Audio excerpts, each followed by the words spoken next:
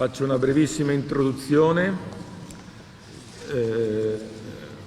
Questo incontro è un incontro chiaramente importante per definire la strategia europea e italiana e la collaborazione tra il governo italiano e la Commissione. Abbiamo già avuto un primo colloquio a inizio settimana con il commissario Breton e abbiamo ritenuto opportuno un incontro di persona oggi.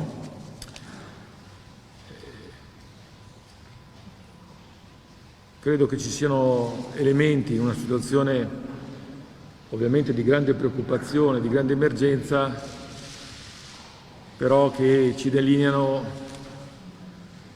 un futuro per quanto riguarda la risposta di offerta di vaccini e di produzione di vaccini su base italiana e europea che possa ispirare fiducia. Io però darei subito la parola al commissario Breton e poi naturalmente siamo disponibili per le vostre domande e le vostre curiosità. Grazie.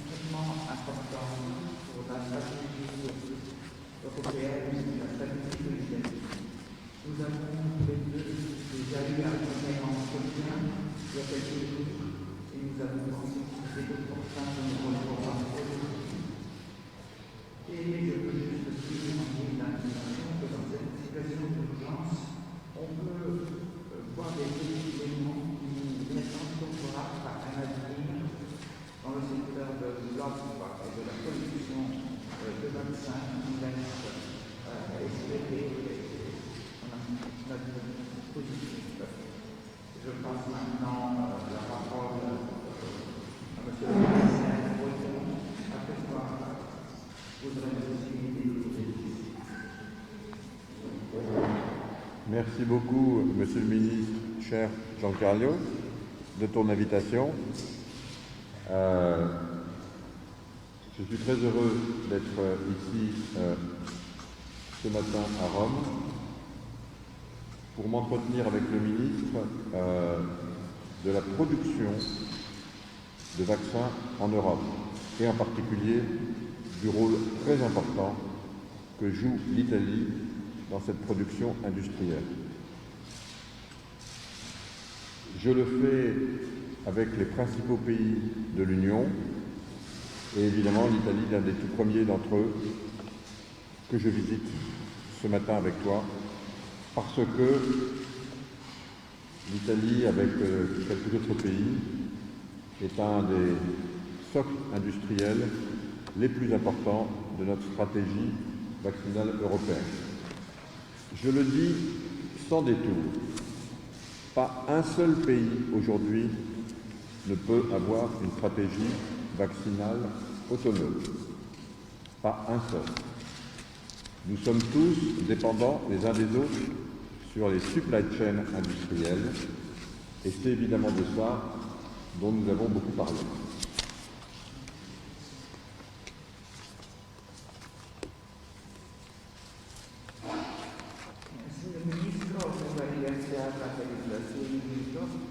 Sono molto felice di essere oggi qui a Roma per questo nostro incontro che verte sulla produzione dei vaccini in Europa e sul ruolo molto importante che l'Italia può svolgere in questo campo.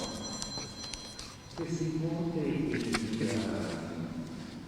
ho tenuto in diversi paesi dell'Unione dell'Europa, quando l'Italia è stato uno dei primi paesi che ho voluto incontrare, perché l'Italia ha un ruolo estremamente importante a livello industriale in questo campo.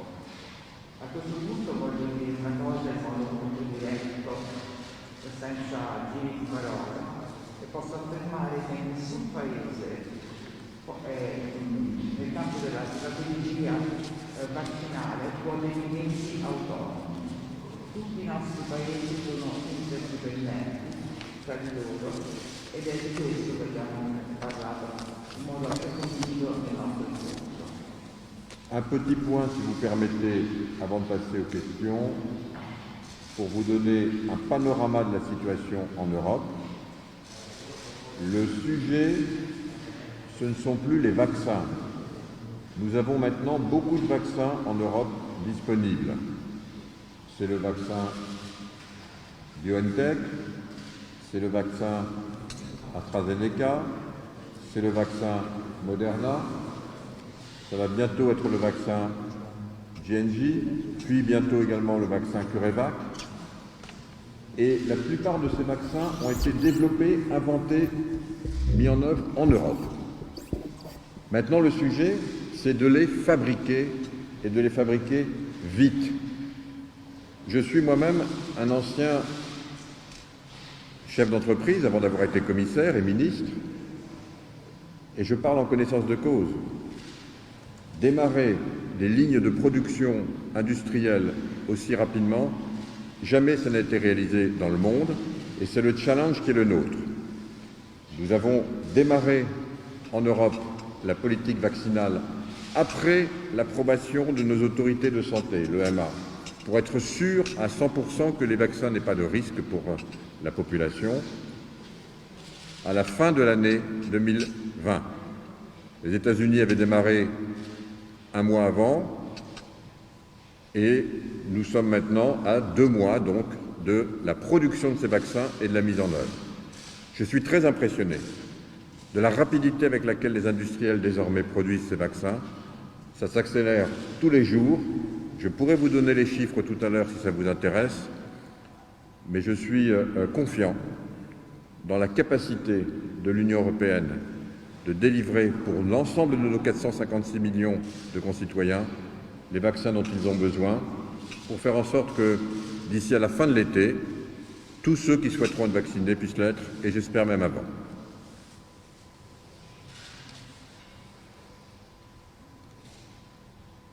Vorrei prima di passare alla fase delle domande accennare a un punto relativo al panorama della situazione europea. Ormai l'argomento che ci deve interessare non è più quello dei vaccini. I vaccini ne abbiamo molti, sono a nostra disposizione il BioNTech, AstraZeneca, Moderna, ben presto Johnson & Johnson, CureVac.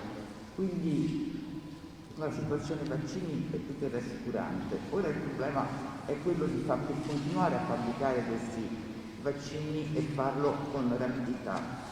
Io stesso sono stato, prima di occupare la posizione di ministro e di commissario, sono stato un industriale e so che cosa parlo, conosco i tempi necessari per cambiare la linea di produzione. Sono rimasto assai sorpreso dalla rapidità con cui si è riuscito a fare questo cambiamento. La sfida che questo rappresentava era enorme, eppure si è reagito con grande rapidità. In Europa abbiamo voluto avviare la fase di vaccinazione solo dopo aver ricevuto tutte le autorizzazioni necessarie dalle autorità preposte. Gli Stati Uniti hanno iniziato un mese prima di noi ormai sono 2 mesi che vacciniamo e insisto su questo punto, sono assolutamente impressionato dalla rapidità della produzione. Più tardi, se vorrete, potrò anche darvi delle cifre, però intanto posso dirvi che sono estremamente fiducioso sulla capacità dell'Europa di consegnare i vaccini sempre più rapidamente e penso di poter dire che speriamo da qui alla fine dell'estate di aver potuto vaccinare tutti i cittadini europei.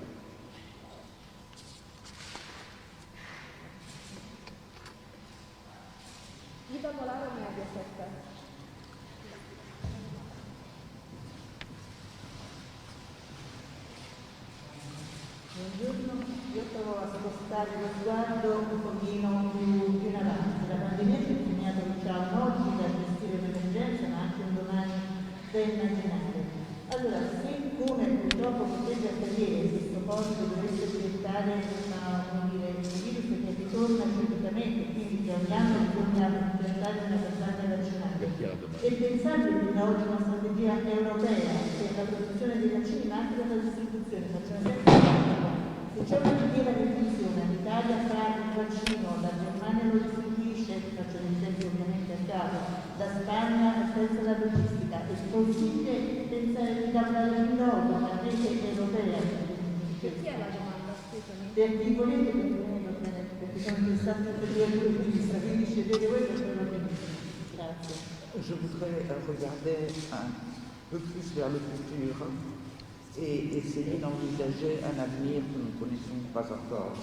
Mais imaginons que ce coronavirus ou d'autres virus deviennent cycliques et qu'on soit donc obligé de recommencer tous les ans.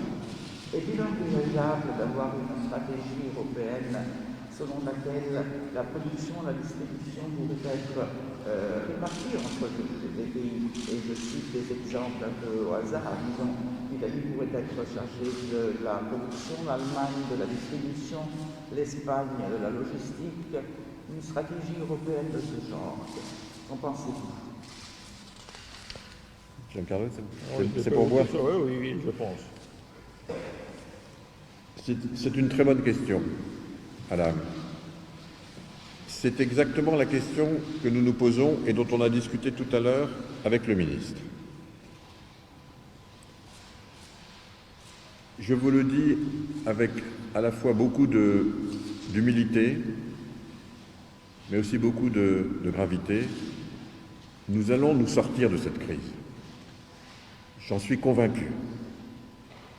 Nous allons réussir la politique vaccinale dans les mois qui viennent, qui est indispensable. Mais vous avez raison, le type même de ce virus, coronavirus, et sa capacité à évoluer avec les mutations nous oblige à nous poser la question de l'avenir.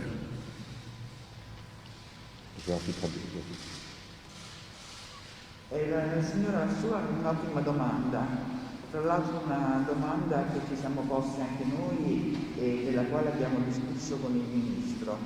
Lo dico con grande umiltà ma anche con grande serietà.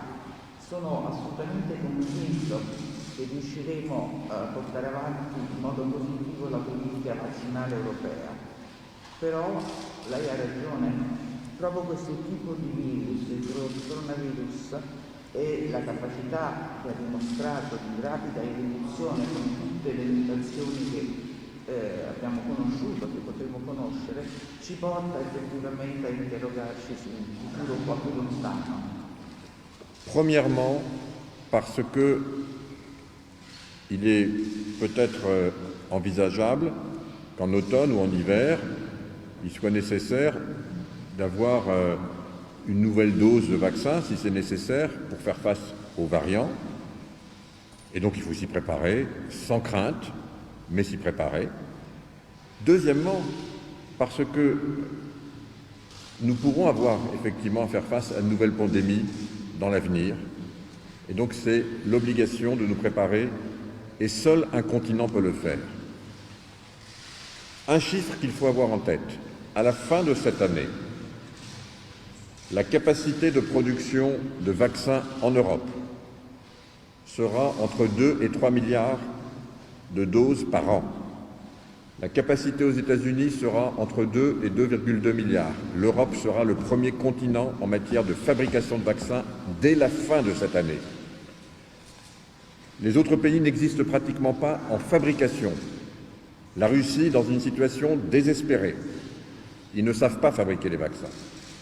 La Chine est très très loin.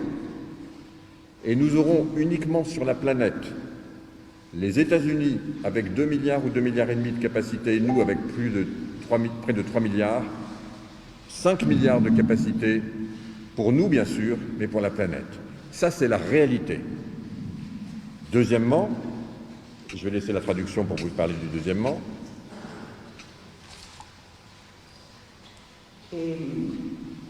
Quindi relativamente alla sua domanda, effettivamente, come dicevo, è importante, primo perché dovremo prendere in considerazione che forse in autunno prossimo o forse il prossimo inverno potrebbe essere necessario dover inoculare una nuova dose a chi è stato vaccinato e quindi dobbiamo prepararci senza grandi timori, ma dobbiamo prepararci.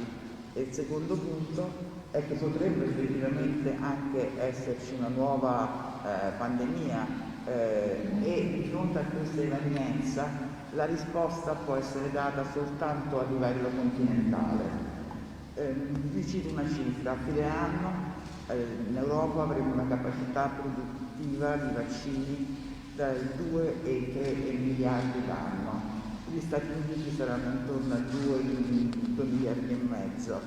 Quindi l'Europa è il primo continente per quanto riguarda la produzione dei vaccini. Gli altri paesi non stanno assolutamente al passo. La Russia è in gravissime difficoltà, non è in grado di produrre vaccini e la Cina è molto indietro ancora.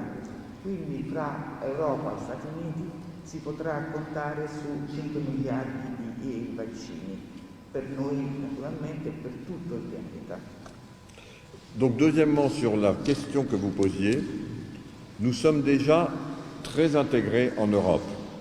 En Italie, par exemple, il y a beaucoup d'entreprises qui sont spécialisées dans une phase très délicate de la fabrication des vaccins qu'on appelle le fill and finish, c'est-à-dire le remplissage des vaccins. C'est très délicat, très minutieux. Beaucoup d'entreprises sont parmi les meilleures au monde en Italie. Par exemple, pour AstraZeneca, tous les vaccins qui se retrouvent aujourd'hui dans les mains des médecins ou des infirmières AstraZeneca ont été mis en bouteille ici en Italie dans l'usine de Agnani. Tous.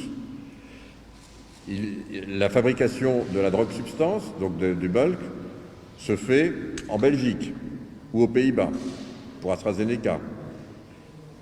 Pour les vaccins à ARN messager, comme ceux de BioNTech, des lipides se font ici.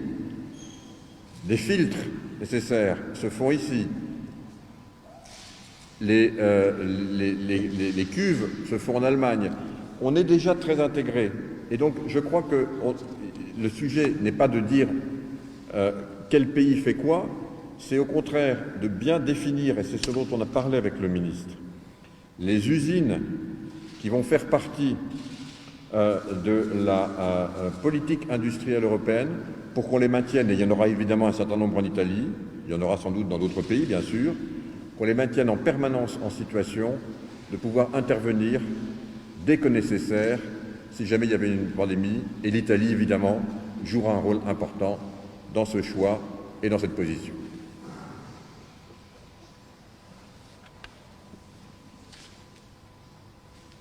Rispetto alla sua domanda posso dirle che già in Europa si è molto integrati. In Italia ci sono molte aziende specializzate in una delle fasi più delicate della produzione del vaccino, che è quella del pezzettino, del sentimento dei flaconi. Per quanto riguarda AstraZeneca, per esempio, tutti i vaccini che vengono preparati sono messi in flacone in Italia. Sono magari all'impianto di Anagni. Sono magari fabbricati in Belgio, in Olanda, però per quanto riguarda la messa in flacone, su questa viene in Italia.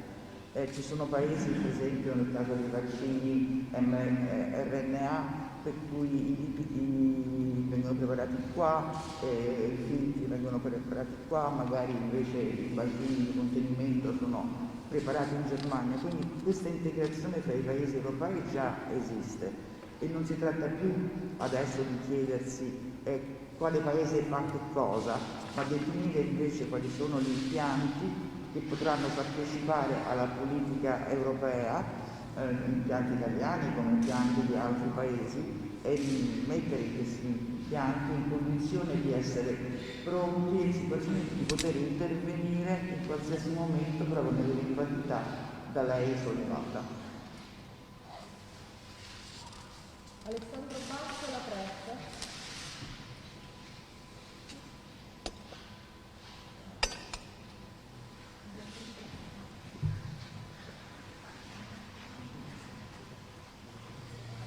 Buonasera a tutti. Io volevo fare due domande. La prima sui vaccini, se avevate parlato nello specifico delle aziende italiane che sono subito pronte a produrre. E la seconda domanda è sull'Italia, su Giorgetti, di domani, se succede l'incontro con Vestager, qual è il piano al momento portato dall'ultimo presente. Bonjour, j'ai deux questions. La première concerne les vaccins. Je voudrais savoir si au cours de votre entretien, vous avez parlé des entreprises italiennes qui pouvaient passer à la phase de production de ce vaccin. Et puis la deuxième question pour Monsieur le ministre Giorgetti, qui concerne la réunion de demain à l'Italia, si j'ai bien compris. Allora, non funziona. Bene. Ah no, funziona. Allora, per quanto riguarda l'Italia, le risponderò dopo che ho parlato col collega, con la collega Vestager. Domani mattina è previsto un incontro insieme ai ministri Franco e Giovannini. Abbiamo ereditato dal precedente governo un piano che viene continuamente aggiornato e rivisto e che deve essere in qualche modo negoziato per quanto riguarda il suo sviluppo con la Commissione europea e ovviamente con l'amministrazione straordinaria che in questo momento garantisce l'operatività dell'Italia. Quindi saremo più precisi domani mattina, deve avere pazienza 24 ore. Per quanto riguarda la prima questione, abbiamo discusso, sì, di quelle imprese che hanno manifestato disponibilità al Ministero e che sono state contattate con la collaborazione di Farmindustria e di AIFA.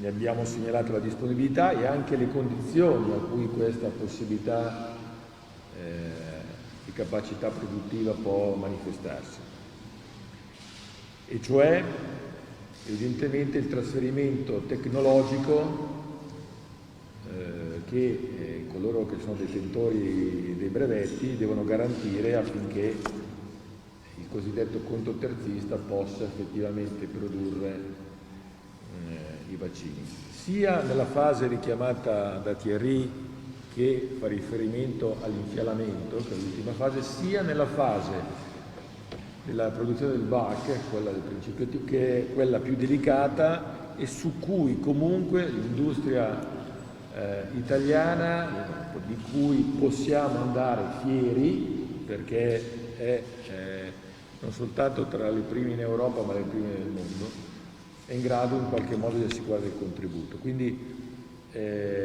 non vi faccio nomi perché non è giusto fare nomi pubblicamente, c'è anche un vincolo di riservatezza. Vi posso assicurare che l'industria farmaceutica italiana è pronta in tutte le fasi e per le potenzialità che vengono richieste a dare il suo contributo alla risposta europea in tema di vaccini.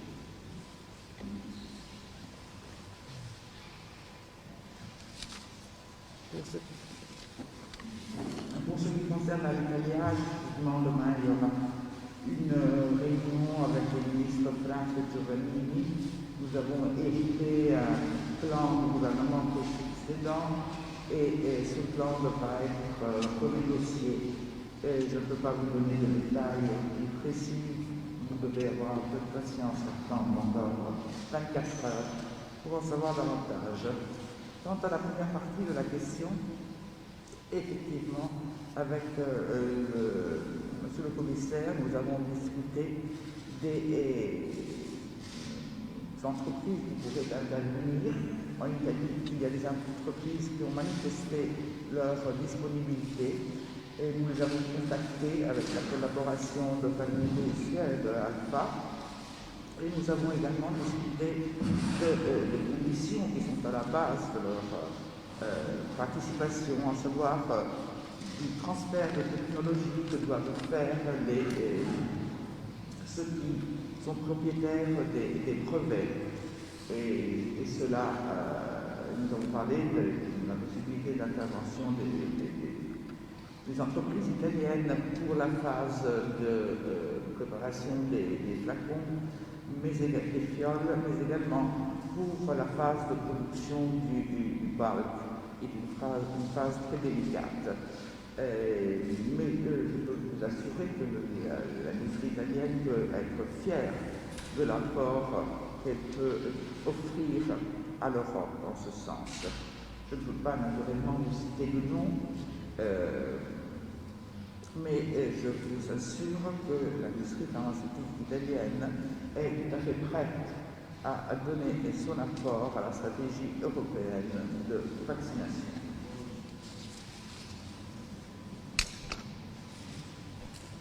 Carmine Forma della Sole 24 Ore.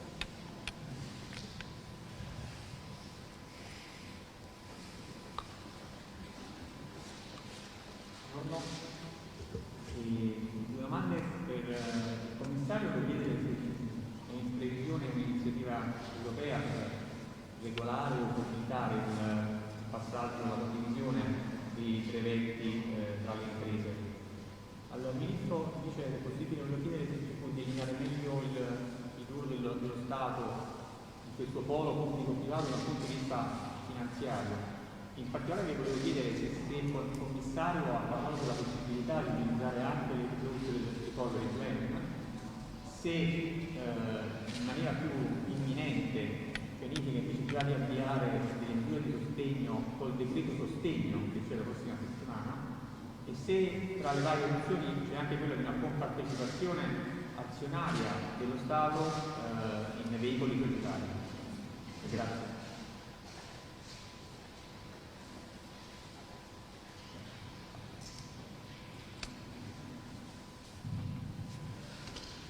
J'ai deux questions. La première pour Monsieur le Commissaire. Est-ce que vous avez, en Europe, vous avez prévu quelques initiatives, une stratégie pour essayer de faciliter ce partage des brevets, ce passage des brevets dont sont détenteurs des entreprises? Et pour Monsieur Giorgetti, quelques approfondissements sur le pôle public et privé, surtout du point de vue financier. Est-ce que vous avez envisagé la possibilité d'utiliser les fonds du recovery plan, ou est-ce que dans le décret qui sortira la semaine prochaine, qui voit des aides, vous avez prévu quelque chose en ce sens? Et je voudrais savoir quelle est éventuellement la participation de l'État dans ces initiatives. Pour la première question, la réponse est oui.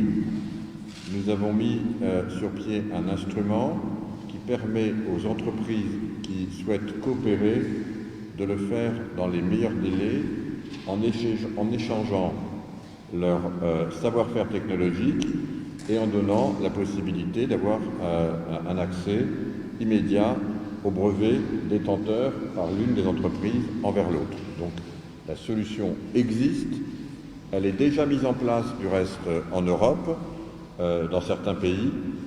Mon rôle en tant que responsable de la task force des brevets, c'est de faciliter ces rapprochements. On en a vu dernièrement en Allemagne. Il y en a, je peux vous dire, qui sont discutés aujourd'hui en Italie entre des acteurs, et nous saurons donc leur faciliter cette tâche. Ce sont des accords qui sont des accords volontaires, et notre rôle à nous, c'est de faire en sorte que ceci se passe dans les meilleures conditions et plus rapidement.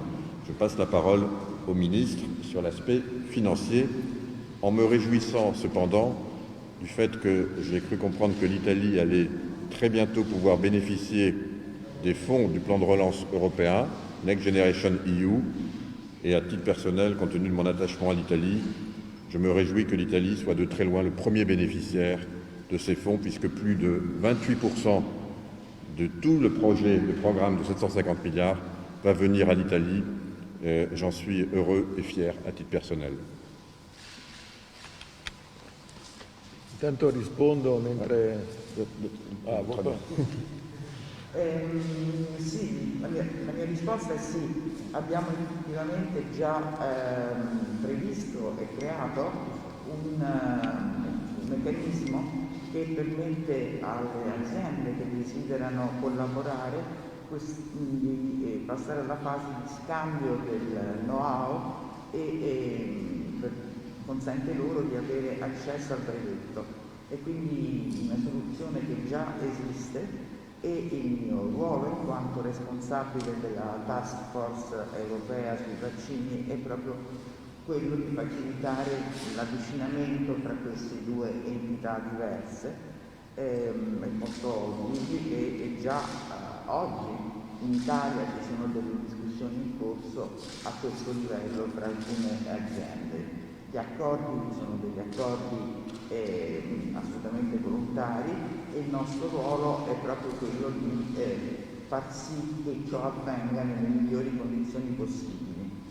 E prima di dare la parola, passare la parola al Ministro Giorgetti, vorrei dire a proposito dell'aspetto finanziario che mi rallegro assolutamente di sapere che il recovery verrà presto utilizzato dall'Italia, che del resto è il primo paese beneficiario in Europa, e come amico di lunga data dell'Italia sono particolarmente felice di questa situazione.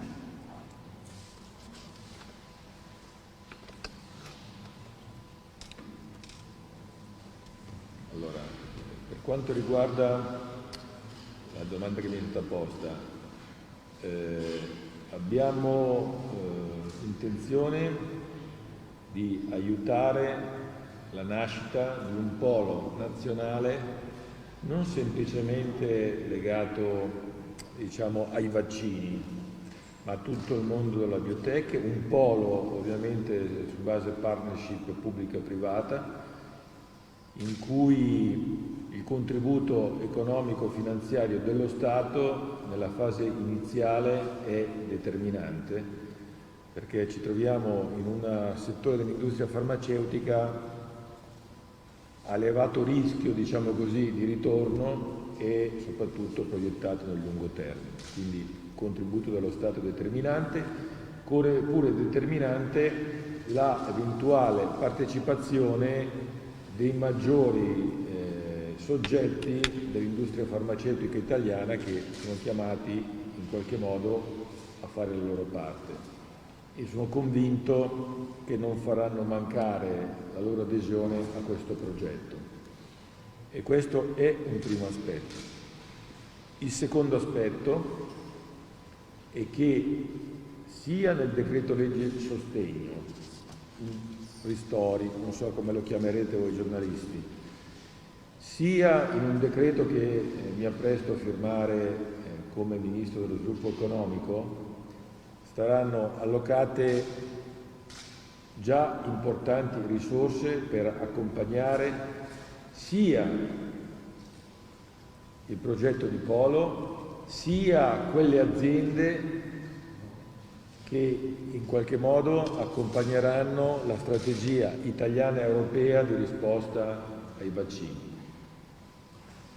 Stiamo parlando complessivamente dell'ordine di 400-500 milioni di euro.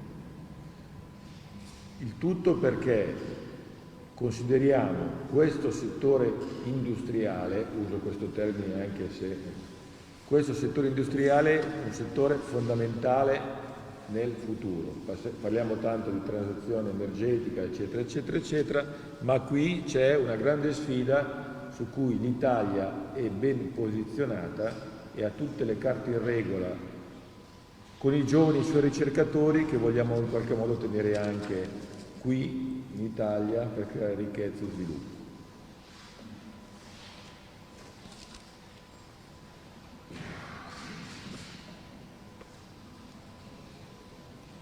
Nous avons effectivement l'intention de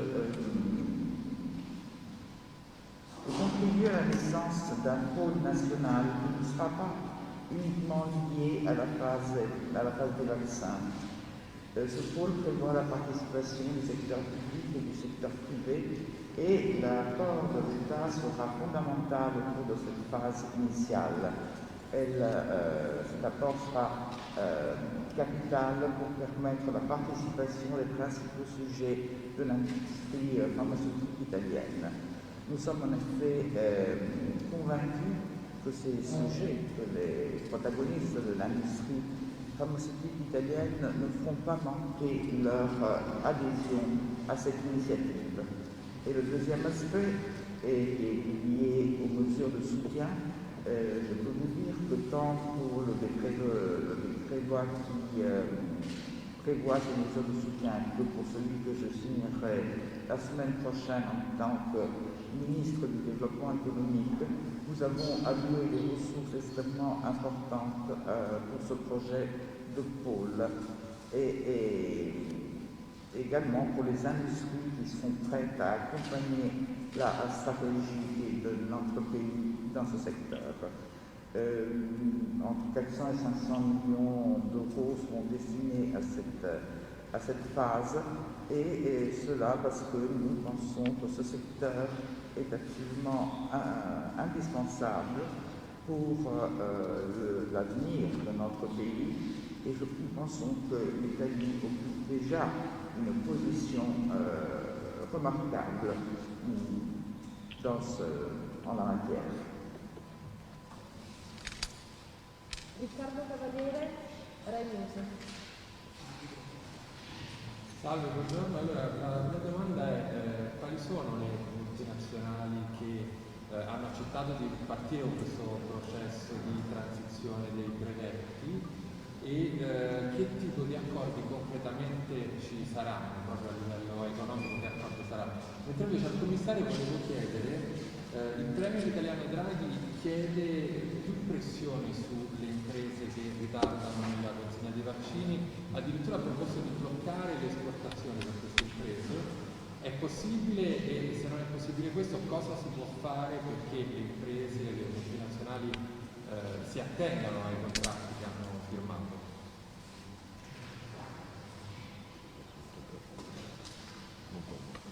Bonjour, une première question qui s'adresse à Monsieur le ministre. Je voudrais savoir quelles sont les multinationales qui ont accepté de participer à cette phase de transition pour le passage des brevets, et quel type d'accord avez-vous envisagé pour ces multinationales? Pour Monsieur le commissaire, notre Premier ministre, Monsieur Draghi, voudrait que l'on exerce davantage de pression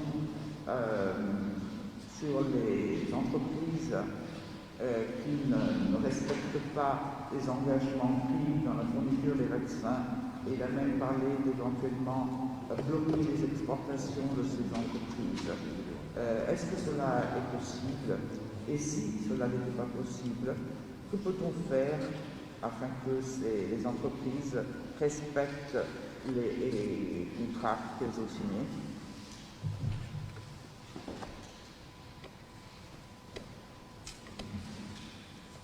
Si accende sempre al terzo tentativo, quindi per quanto riguarda i rapporti con le cosiddette multinazionali, cioè i detentori del brevetto, i rapporti sono tenuti e il negoziato è rimesso alla Commissione europea, quindi la risposta potrà dare l'amico Thierry a questo tipo di domanda. È chiaro che le potenzialità di produttive che può offrire l'Italia e diciamo così i siti produttivi in Italia sono legati appunto a questo trasferimento tecnologico. E quindi io ho chiesto al commissario che si faccia parte diligente per assicurare questo matrimonio che poi si svolgerà come di consueto delle forme di partenariato tra il conto terzista e colui, come già avviene attualmente per alcune realtà. È stata ricordata la realtà di Anagni, che già oggi lavora in questo modo. Ma è interesse comune, oserei dire anche di quelle multinazionali, trovare queste forme di collaborazione, perché i numeri che ha ricordato il commissario Breton sono numeri importanti. Entro la fine dell'anno dovremo produrre in Europa 3 miliardi di dosi e quindi ricordo per inciso che l'Europa e gli Stati Uniti sono i due continenti in grado di produrre vaccini per tutto il mondo, quindi dovremo produrre vaccini per noi e anche per gli altri. Questo è molto importante, che vale la pena di ricordare. Quindi e anche questo è il motivo della collaborazione che ci deve essere tra noi e la Commissione, perché soltanto lavorando tutti assieme riusciamo a comporre tutto il puzzle, che è molto complesso, molto complicato, della supply chain dei vaccini.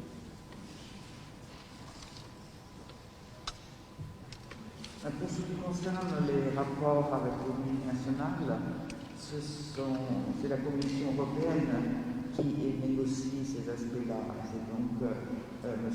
Breton qui pourra vous répondre avec plus de précision. Mais il est évident que le potentiel qu'offre l'Italie dépend de cette possibilité de transfert technologique.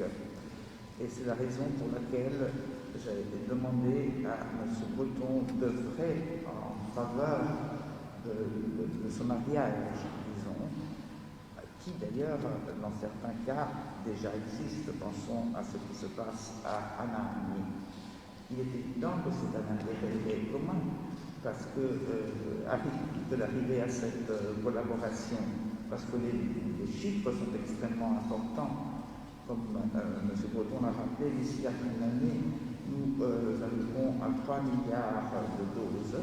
Et n'oubliez pas que les seuls producteurs sont l'Europe et les États-Unis.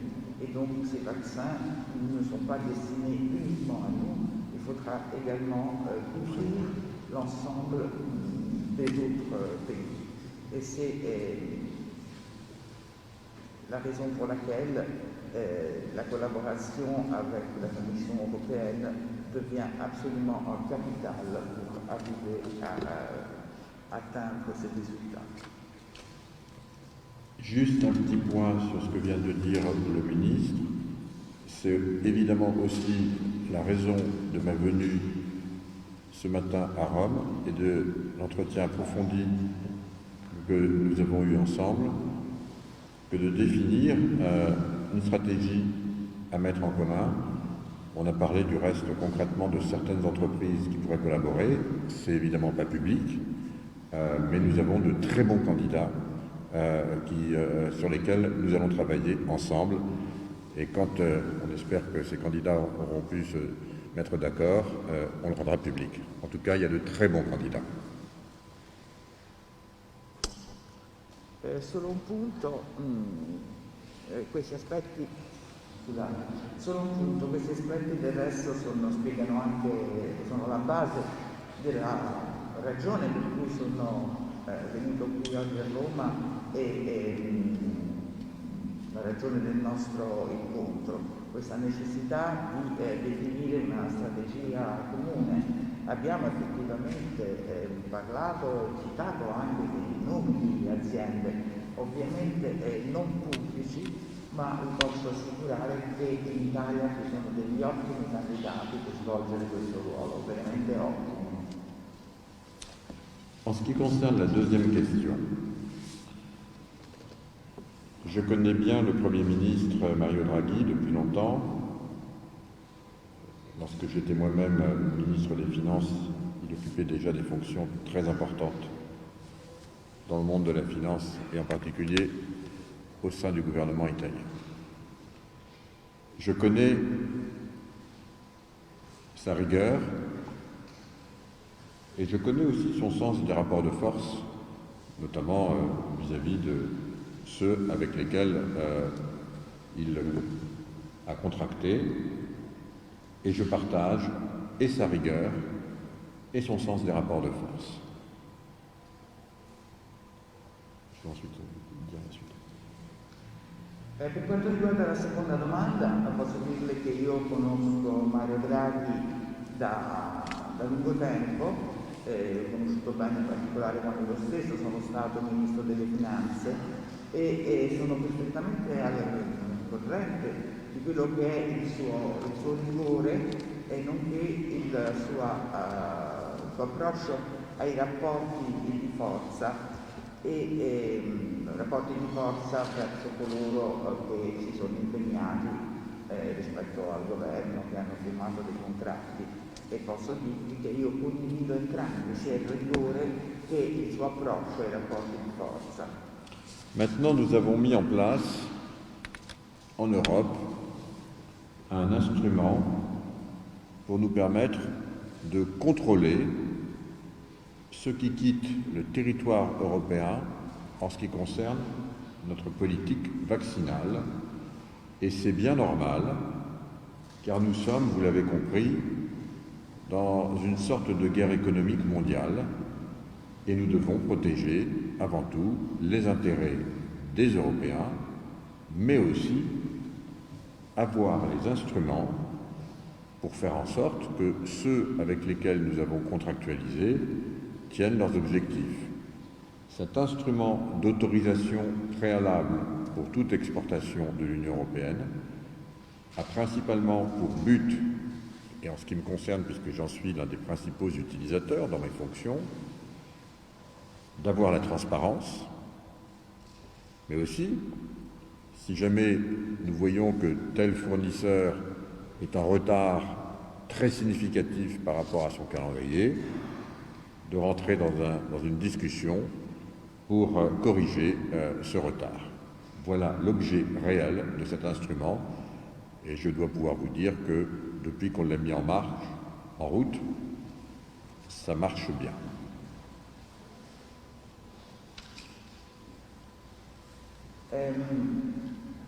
Per quanto riguarda il seguito della mia risposta, posso dire che in Europa abbiamo effettivamente ideato e attuato uno strumento che ci deve consentire di poter controllare tutto ciò che lascia il territorio europeo in questo campo.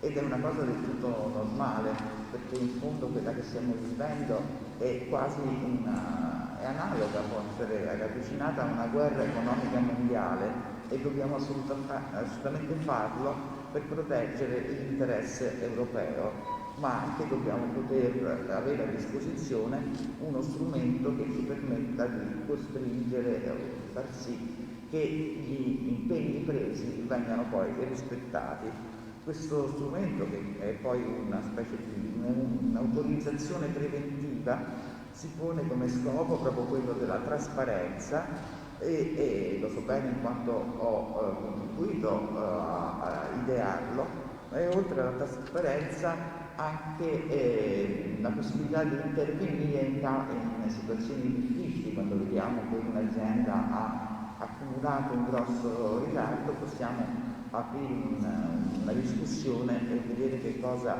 si può fare per correggere questa situazione. E posso assicurarvi che questo strumento, quando viene utilizzato, funziona assolutamente bene. L'ultima domanda, Riccardo Cardoso dell'agenzia Nova.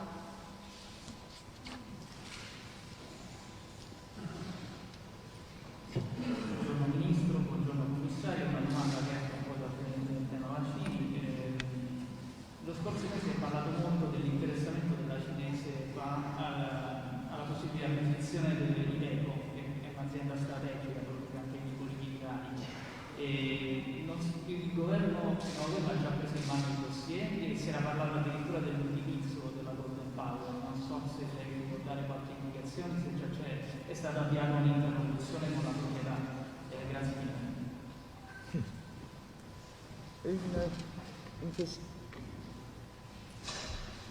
Une question qui ne concerne pas les vaccins.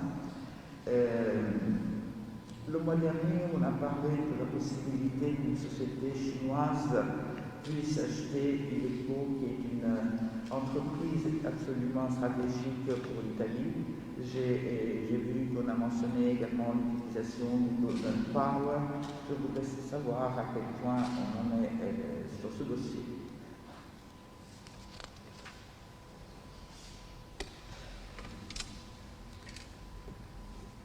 Come